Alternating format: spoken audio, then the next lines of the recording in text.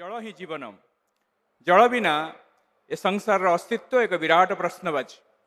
शुद्ध पानीय जल प्रत्येक जीवपाई विशेषकर मानव नितांत आवश्यक। शुद्ध पानीय जलर अभाव एवं तार अन्वेषण सृष्टिर आदिकाल मनुष्य जाति अनेक प्रचेषा कर महाप्रभु स्वयं माता ईश्वर माँ अनुरोध रक्षा करी आंध्र प्रदेश और तमिलनाडुर लक्ष लक्ष लोकों वाटर प्रोजेक्ट्स माध्यम पानीय जल जोगाई समग्र विश्व स्तर में निस्वार्थ सेवार श्रेष्ठतम उदाहरण सृष्टि कर महाप्रभुंर आदर्शर अनुप्राणित होई श्री सत्यसाई सेवा संगठन ओडिशा राज्यर पानीय जल क्लिष्ट अंचल गुड़िक श्री सत्यसाई निर्मलधर कार्यक्रम माध्यम महाप्रभुंर प्रेमर गंगा प्रवाहित कर आज पवित्र अवसर में 50तम राज्य सम्मेलन मंचरू आमे समस्ते 50तम निर्मलधर प्रकल्पर उद्घाटन में सामिल हेबा। Let us witness the historical inauguration of 58th Shri Satyasai Nirmaldhar project at Khaliapara Titlagarh of Balangir district. Including this project, Bhagwan's divine love has benefited more than 50,000 villagers across the state of Odisha. We invite our respected Managing Trustee and the All India President to inaugurate the 58th Sri Satya Sai Nirmal project through a virtual mode. Our state in charge, Brother Ashok Bishwal, is helping the virtual inauguration.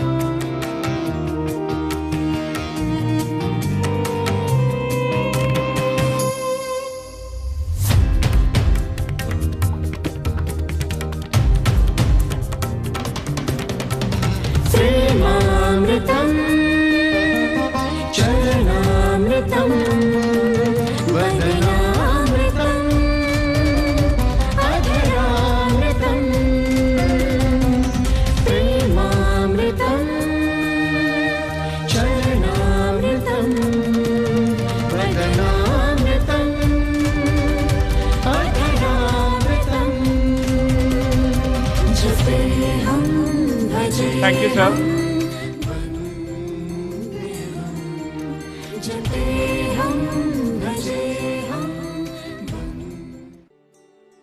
ओम श्री साईराम।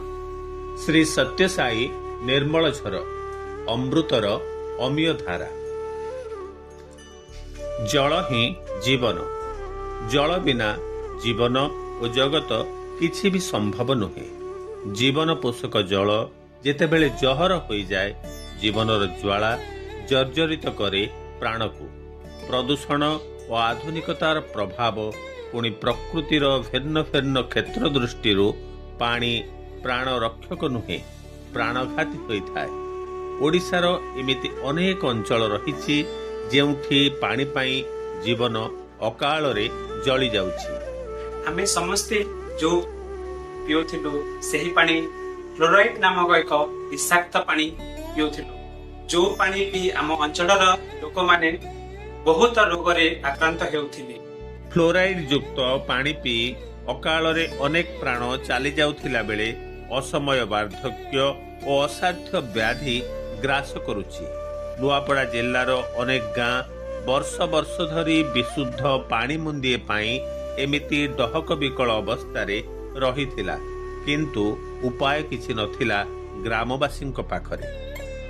आंध्र प्रदेश रयालसीमा अंचल जिला गुड़िकरे शह शह वर्ष धरी पानीय जल निमंते हंतसंत हेउथिबा मनीष मानक निमंते जुगावतार भगवान श्री सत्य साई बाबा निजर अमीय प्रेम ढाली दे प्रतिष्ठा करथिले श्री सत्य साई जल जोगाण प्रकल्प। यह माध्यम शह शह ग्राम उपकृत हेबा सह लक्ष लक्ष मनीष मानक पई पानीय जल उपलब्ध होई परिथिला।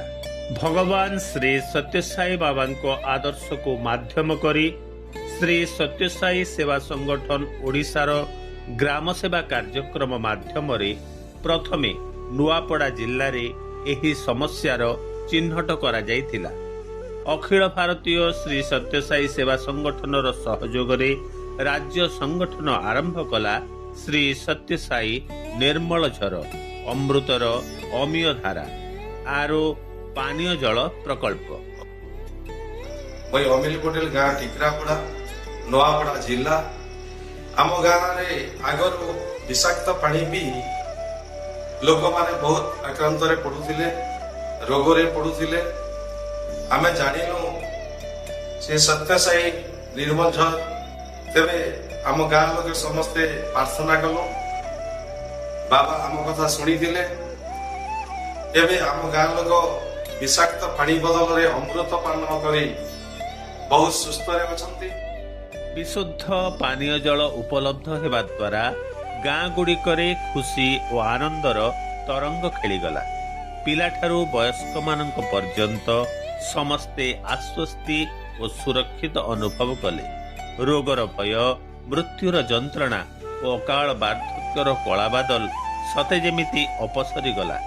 सबरी मुहरे खेली उठिला चापा हसर एक लहड़ी आ आखिरे भरीगला कृतज्ञतार दुई टोपा लुह। नवापड़ा जिला एक निर्मल झर प्रकल्प आरंभ करने भगवान बाबा को प्रार्थना कलु कि आम गाँव में निर्मल झर प्राप्त हो सतकु सत आम गाँव निर्मल झर कार्य आरंभ है। गाँव समस्त सहयोग 3 मास मध्य आम गृह कार्य शेष कलु।